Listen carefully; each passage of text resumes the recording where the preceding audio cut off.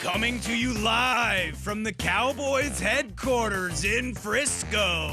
Deep in the heart of Texas, it's the Star at Night.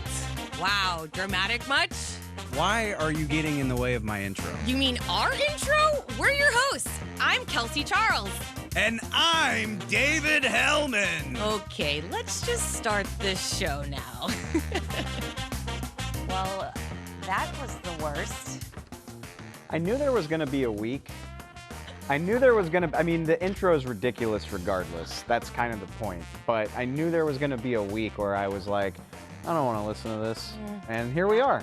Here we are, y'all. Hello, Kelsey Charles and David Helman. Happy Thanksgiving. The Star at Night. Dave, we're going to get to Thanksgiving because I think we would all like to forget about this weekend. But, you know, we do have to talk about it first. It was the day of the defenses. We don't have to. We're going to. We're going to is fine, but we don't have to. It's a short week. Raiders are already coming in, it's on top of us already. Like a child negotiating with his parent for an extra treat. Yeah, basically. It's not happening. Okay, you're going to make me talk about it. Sure. All right, so let's dive in. We're going to go into the offense first, because obviously we knew the defenses did pretty well. But, Patrick Mahomes. Well, I'm sorry. Let's do Cowboys offense first. Yeah. Wow. Starting from the first play of the game, a drastic overthrow of a wide open receiver. Turns out it was going to be a theme for the day. Yeah. I get it. Look, sad one. Tyron Smith didn't play. Amari Cooper didn't play. CeeDee Lamb left the game at halftime. There's a lot of reasons why this thing went south that are perfectly explainable. Doesn't change the fact that the guys that were available for the Cowboys didn't play up to snuff. They just didn't. Yeah, listen, we all saw that Broncos game, and it was pretty tragic. Well, there were some tragedies that were had in Kansas City as well. Parallels. There were some parallels. Very similar performance. AFC teams. I don't know. Is that the Achilles heel of this Cowboys team? Maybe. Okay, so let's not dwell on the atrocities that was the Cowboys offense. I'd like to switch gears and talk about the defense, because you know what? They tried their hardest to give this team a chance, and you kind of have to give them credit where it is due. Micah Parsons was incredible. I think he's the only one that I actually want to pat on the back after this game. But I don't necessarily agree with that. I thought Jaron Kearse played a hell of a game. He intercepted Pat Mahomes. That's a nice guy to get your first pick against. Kidding. I thought Terrell Basham made some heads-up plays. Obviously, Micah is the story of the day, though. I'll take the words right out of Zach Martin's mouth. If you had told the Cowboys on Sunday morning that they were going to allow the Chiefs 19 points, they'd have felt pretty damn good about that. They just would have. That's an outstanding performance. There you see Kearse. There were like 4 points in that game where I was like, all right, here comes the turnaround. Here comes the big chance. Yeah, you were there, you know. No dice. How'd that go for you? It went really well for me. Thank you so much for asking. But again, unfortunately, we all know how this one ended, and it was not in the Cowboys' favor. Listen, it's going to be a tough stretch, so this team has to forget about this game pretty quickly because, we're on to Las Vegas. That's a good thing, though. That's a very good thing. These are the types of games you want to flush them as quickly as you can. Hard to play a game on 4 days rest, but good to just get that out of here. All right, well, we're going to talk about they're going to play against Derek Carr this week. More details on what they're facing come Thursday. Stay with us.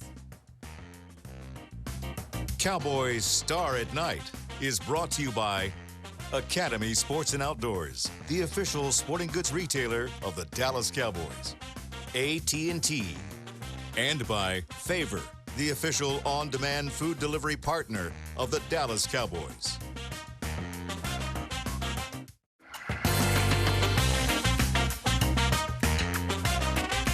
This segment is brought to you by the Dallas Morning News. Nobody does sports like Sports Day. Your home for complete Dallas Cowboys coverage. All right, Dave, so we are on to Thanksgiving. Please. But before we dive in and eat all of the food, which will be an ungodly amount, I already have a text thread with you about all the deviled eggs and turkeys and just all the necessities. Yeah. Gumbo is apparently on the menu. Yes, it is. Too, if so you're from very thrilled about Louisiana, that. it is. Sorry to y'all if that's not a thing for you. All right, but before that, there's a game to play. And I want to talk about the Las Vegas Raiders and the Fighting Rich Bisaccios that are coming to town on AT&T. Get that shout out in there. I mean, I had to. He's like my work dad. I love it. So, okay, but he's got a quarterback who is pretty good at what he does. I want to get your thoughts on Derek Carr, and how dangerous is he really? I'm going to read his stat line for you really quickly because, again, that's what we do. Color commentary, if you will. 16 touchdowns. He does have 9 interceptions, though, but Patrick Mahomes had 10, so 3,000 yards for the season. Derek Carr, which it's funny, obviously the Raiders have gone through a lot this season beyond just how they've played. We know that with John Gruden resigning, the Henry Ruggs tragedy. Yep. But it's interesting, like they were off to a very promising start. They were right in the thick of the playoff race. They still are. But thank you. Ugh, that keeps with the theme perfectly. I hope people watching this get these references.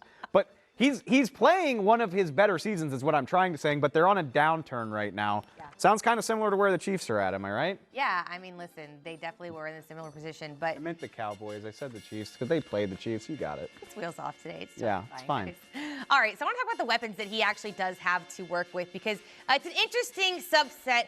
Obviously, from a solely football standpoint, this team I have to imagine is missing Henry Ruggs again, just solely from an on-the-field performance. But you've got guys like Waller and Renfro who are going to bring different things to the table. So in terms of what this Cowboys defense has to look at, which one are you more concerned about? And do you think that these are two guys that are really going to be that threatening? Okay, so I'm fascinated by the Waller situation because the Cowboys, if they've got practice for anybody, it's probably Darren Waller. Big athletic tight end, really more of a big receiver than anything. What have they played the last 2 weeks? They went against Kyle Pitts, who they had a great day against in shutting down Atlanta. Travis Kelsey kind of got him a little bit. I mean, they made some plays. Curse got his pick, but Kelsey had a big role in that game, scored one of their only touchdowns, 74 yards through the air. It is Kelsey, though. You're really bringing yourself into this? Okay. I want to point this out real quick. Cole Beasley came in here and shredded the Cowboys in 2019. Don't sleep on Hunter Renfrow. Don't sleep on him. Okay. Don't sleep on him. All right. So those are kind of two of the guys. But in terms of, in the backfield, they've got a few players of their own there as well. Josh Jacobs is a stud, man. I mean, is that going to be more concerning than their pass game, or are you thinking that the run game is it is what it is? It's going to be par for the course.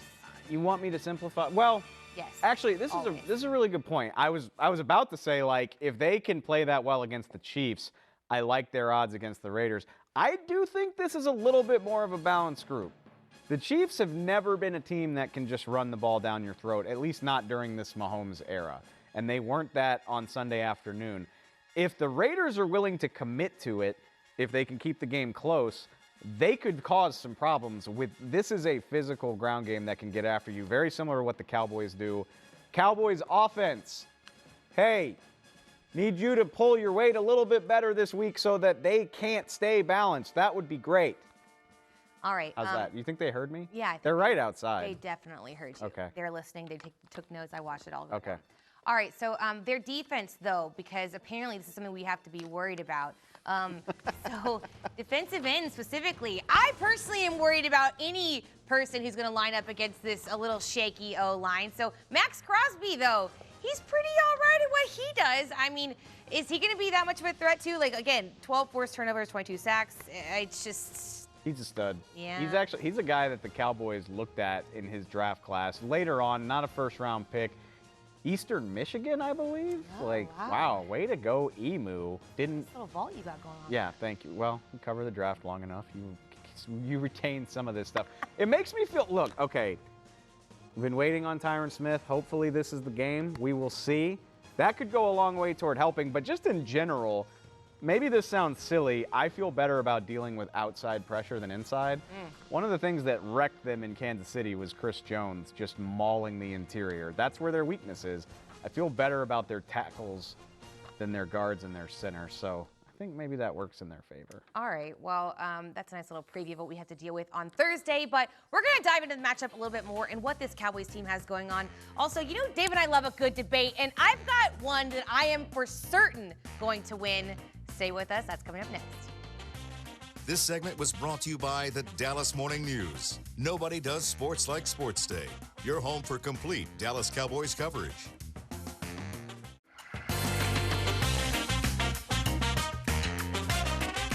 This segment is brought to you by Academy Sports and Outdoors, official sporting goods retailer of the Dallas Cowboys. I I think we've been very open and honest about dating apps not really working our way in recent history. Dating in general. You would say that's true, right? Sure. You have any stories you want to share? I don't. I do not. We won't do that. So we're backing away from the dating app theme. Scaries. But we like to stay consistent. We're sticking with our favorite game.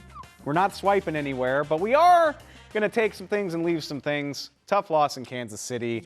A lot of overreactions flying around the Cowboys nation right now. We're going to parse through it in a Thanksgiving-themed version of the game. Eat it or pass it. We're calling it Eat It Up or Pass It. Maybe we do the Feed Me thing. Maybe. You can. Maybe I won't. Zeke can do the Feed Me thing, get back on track this year. Either way, we're going to check it out. Let's not overreact. Let's hop right into it.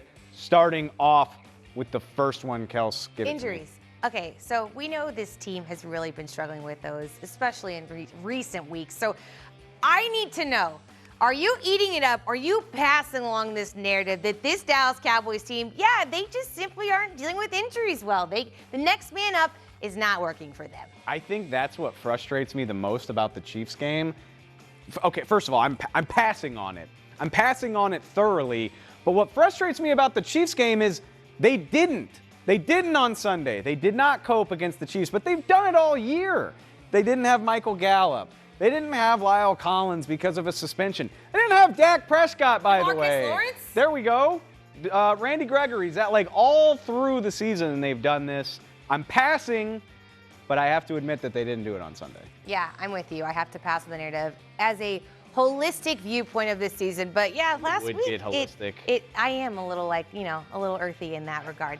All right, so we're passing on that first narrative. Let's look at the next one though. I gotta ask. So in light of this whole we're hating on our team that we kind of see this narrative float around on Twitter, how about Dak Prescott, our one true quarterback king? Does he struggle to show up in big games? I hate our producer for putting this on the rundown. And the reason why is, okay, again, I'm passing on it, but I don't have a great rebuttal after what we saw on Sunday. Like, that was the second biggest game of the year, probably behind Tampa Bay, would you say? Right. He played great in Tampa Bay.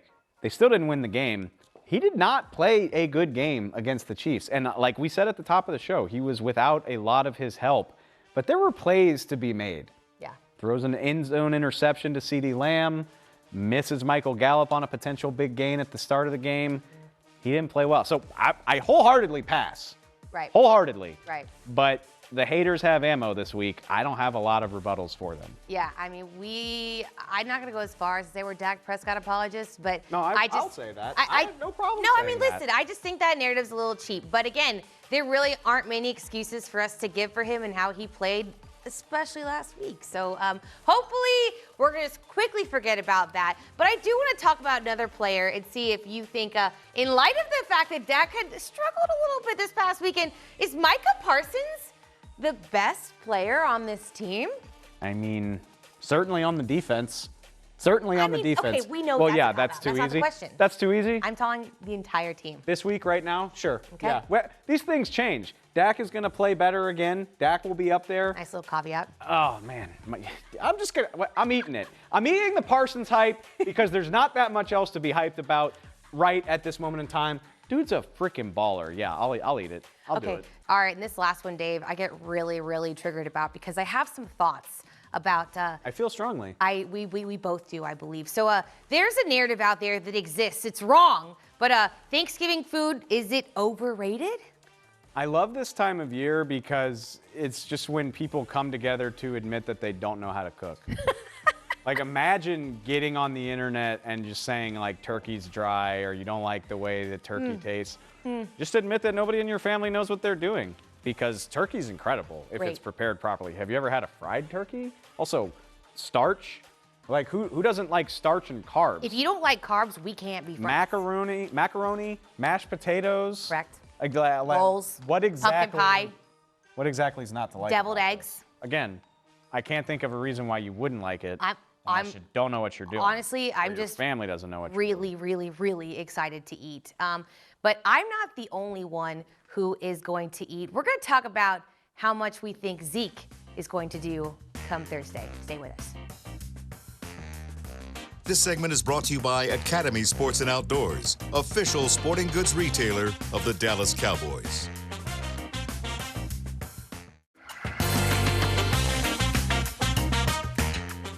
All right, well, the Cowboys were the only ones taking L's this weekend because, unfortunately, I have some bad news to report. I believe I am doing very poorly in this game. Speak for yourself. Dave. Can you see his face? I hate how much he stays just lit up. Winning. Ugh! You know what? I'm not even close. It's like the NFC East in 2020, baby. Having a losing record still the best when everybody else sucks. I was gonna say a bunch You of fell all the dumpster way fires. down to third. I'm sorry. You're behind the fans, and Okay. we've been making fun of them all year. Yeah, but you know what, guys? I don't know who could provide analysis on this league right now because it's been ridiculous. Did you watch anything from Sunday's games? I'm getting better analysis than everybody else. Okay, well, Let's anyways, go. I'm going to try and redeem myself, and hopefully maybe the fans can just stop playing so I can at least not be in last place. All right, so let's start off with total rushing yards. Cowboys. All right, so Zeke and TP over under, David. Do we believe they can get 149.5? I think he's going to fight through it. He's a tough son of a gun, don't get me wrong. That but was depressing this weekend. what wasn't depressing about this weekend? Other than seeing some dear friends. I think the knee injury is a real thing. I think he's battling that. I'm gonna say under. He's gonna gut it out. He's gonna play, but I'm gonna say under in this game. Give me over. Yeah. Okay, I'm gonna take the over. I'm gonna take the over, and There this you is go. complete rushing yards too. Just Oh so yeah, we're it could be being- Tony. Yeah, this is Could be- like hey, it could be total Corey Clement for that rushing matter. yards all in. Okay, so the fans, The fans they are took mad. the under. The fans are mad. Oh, I just tweeted one thing today. People were like, "Wah!" That no one's happy right now. We're all upset. It's a long season, everybody. Okay, so Dalton Schultz. This is a Dalton Schultz Stan podcast, and we're not a podcast, it's a TV show. So over under, wheels off, 6.5 receptions for the Mans. I'm going to go over. We don't know if CeeDee Lamb is going to play in this game. We know Amari Cooper is not. Correct. Somebody's got to catch those passes.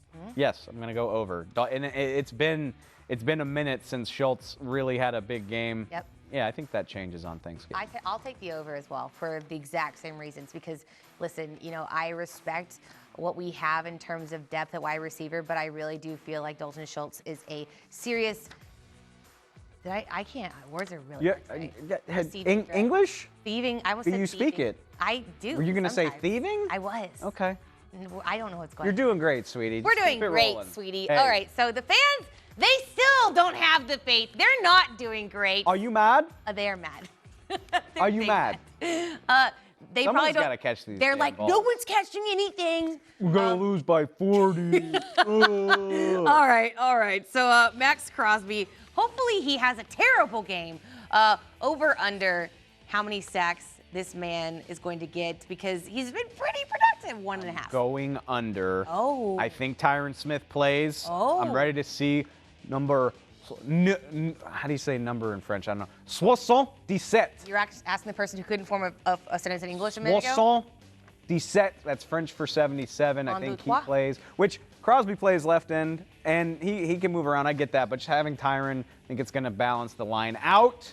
I think he goes under. Okay. I think he does. I'm going to take the over. Hater! Are you mad?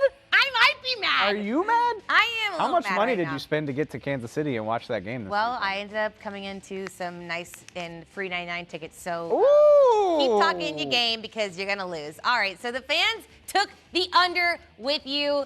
Either I'm going to be just wildly far behind or these differentiating decisions are going to make This me is go the to week. first place. This is the week that I start to put distance between, like real distance between me and you. Dang it. Get on my level. That might have been a tad reckless. I might have some regrets already. All right, go it. It's fine. Okay, so we're going to talk about what we're thankful for coming up next, and hopefully it'll be my winning record, but wait for our lists. More to come. They're going to be pretty great.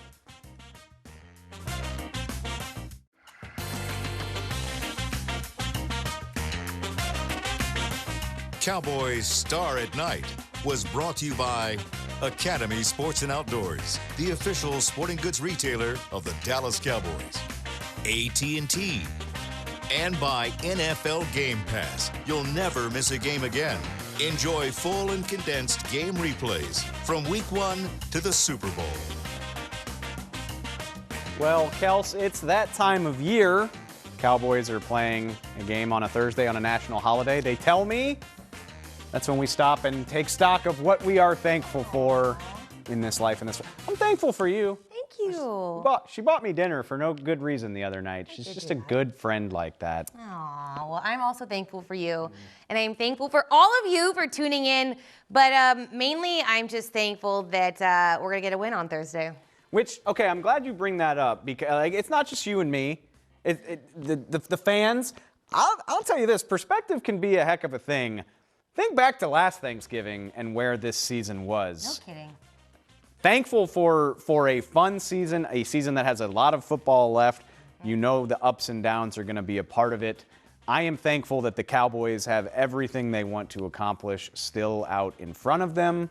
I don't think you can undersell that because we know it can be pretty rough the other way around. And just from a personal note, Kels, my family is in the Metroplex, so I'd be remiss if I didn't miss the... I know. I feel like I got to shout him out. Look, hey. It's like the most cinema I think I've ever seen him. When you cover the Cowboys, you don't get to go home for Thanksgiving. So this year is the first time I am going to be with my family in a decade. Mom, Dad, Andy, love y'all. Happy Thanksgiving, everybody. We'll see y'all next week. Bye, y'all.